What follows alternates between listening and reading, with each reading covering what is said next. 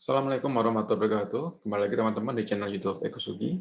Melanjutkan kembali pembahasan kita kali ini tentang latihan-latihan soal, ya, pembahasan soal-soal yang berkaitan dengan untuk persiapan SBMPTN ataupun UTBK Saintek Fisika. Nah, untuk pembahasan kali ini kita pokok bahasanya tentang besaran vektor. Di sini diberikan suatu contoh, misalkan dua buah gaya yang besarnya masing-masing 5 Newton. Bila dipadukan, dapat memberikan resultan sebesar 5 Newton. Itu adalah pernyataannya. Kemudian ada alasannya, yaitu besar gaya paduan dari dua buah gaya ditentukan oleh sudut yang diapit kedua gaya itu. Nah, jenis soal ini adalah sebab akibat, ya. Ada pernyataan, ada alasan. Nah, kita tentukan dulu atau kita cari dulu kebenaran dari masing-masing pernyataan dan alasannya.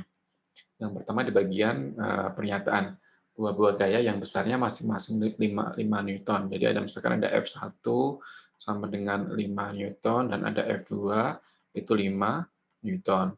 Bila dipadukan dapat memberikan resultan sebesar 5 Newton. Nah, kalau seperti ini yang pertama adalah kita tentukan resultan dua gaya ini, misalkan F1, F2. R dari F1 ditambah dengan F2 itu range-nya, ya, kita tentukan range-nya dulu. Ada R minus, R minimum, ya, maaf, bukan R minus, R minimum lebih kecil dibandingkan dengan R dan lebih kecil dan sama dengan R maksimumnya, gitu. Nah, untuk R min itu berapa? R min itu adalah nilai mutlak dari F1 minus F2. Oke, ya. Nah, R max-nya berapa? Itu penjumlahan dari keduanya, F1 plus F2. Nah, F1 minus F2 artinya 5 minus 5, itu sama dengan 0. Kemudian kalau maksimumnya adalah 5 plus 5 adalah 10. Oke, jadi range-nya antara 0, di sini, ya, 0 sama dengan perpaduan dua gaya tersebut lebih kecil dibandingkan dengan resultan maksimumnya, yaitu 10 Newton. Nah, di sini disebutkan bila dipadukan dapat memberikan resultan sebesar 5 Newton. Nah, 5 Newton artinya 5 Newton itu kan berada di antara range 0 hingga 10. Jadi untuk pernyataannya benar, ya, pernyataannya benar. Oke. Nah, kemudian kita yang alasannya adalah besar gaya paduan dari dua buah gaya ditentukan oleh sudut yang diapit kedua gaya tersebut. Nah, kalau di bagian sini, kalian sudah belajar tentang resultan dua gaya, itu adalah akar daripada F1 kuadrat ditambah dengan F2 kuadrat ditambah 2F1 F2 kosinus theta. Gitu. Ya. Ingat-ingat, untuk rumus resultan dua gaya, itu dapat kita gunakan persamaan ini. Resultannya sama dengan akar dari F1 kuadrat ditambah dengan F2 kuadrat ditambah 2AB kosinus theta. Dengan theta adalah sudut yang diapit oleh F1 dan F2. Itu, ya, ini angle-nya, atau sudutnya. Nah, untuk itu artinya di sini ada alasannya juga benar.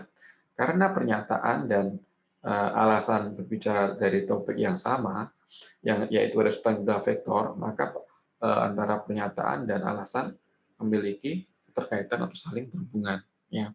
Alasan benar, ya, kemudian pernyataan benar, alasan benar dan saling berkaitan, maka di sini jawabannya adalah yang kita, kalau ada opsionalnya nanti adalah yang A, gitu, ya. Nanti ada beberapa, kalau misalkan multiple pilihan ganda, kita tinggal pilih jawaban betul yang salah. Kemudian nanti yang pernyataan sebab akibat, kalau antara pernyataan dan alasan itu benar dan saling berhubungan, maka jawabannya adalah yang A. Itu. Oke. Kemudian kita lanjutkan lagi untuk latihan soal berikutnya. Nah, perhatikan vektor-vektor yang besar dan arahnya terlukis pada kertas berpetak seperti gambar di bawah ini, di sampingnya di sini, harusnya di bawah. Jika panjang satu peta adalah 1 Newton, maka besar resultan kedua vektor adalah, oke. Sebenarnya ini begini teman-teman. Jadi kalau kita mendapatkan pertanyaan tentang vektor seperti ini, ya diberikan gambar, teman-teman sebenarnya gampang. Jadi tidak perlu mengukur ini sudutnya berapa, itu nggak perlu. Yang penting adalah teman-teman perhatikan vertikal dan horizontal dari vektor yang ini. Ya, ini 1, 2, 3, 4, 5, 6. Ini 6, kan? Kemudian ke bawahnya ada 1, 2, 2. Misalkan A, ini B. Ya, vektor A, vektor B.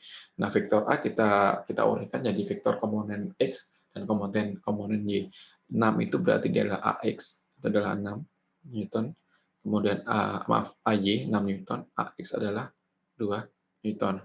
Nah, kemudian untuk yang vektor B itu hanya ada di sumbu X saja, sebesar 1, 2, 3, 4, 5, 6. 6 juga 6 Newton. Oke ya. Nah, untuk B-nya berapa B? Tidak ada, karena dia hanya ada pada sumbu X saja. Gitu kan.